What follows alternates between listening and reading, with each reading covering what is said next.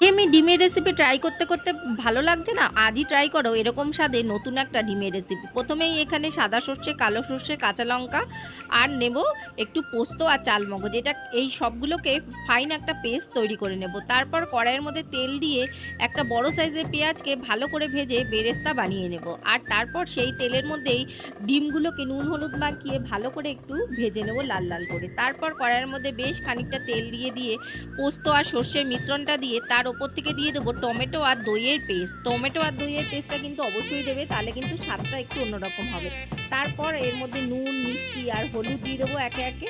আর তারপর ভালো করে মিশিয়ে নিয়ে ভেজে রাখা ডিমগুলো দিয়ে এটাকে আরো কিছুটা মিশিয়ে নিয়ে ওপর থেকে দিয়ে দেবো বেরেস্তাটা। বেরেস্তাটা কিন্তু গুঁড়ো করে দিয়ে ভালো করে এটাকে ঢাকা দিয়ে রেখে দেবো ১০ মিনিট ফুটতে দেবো।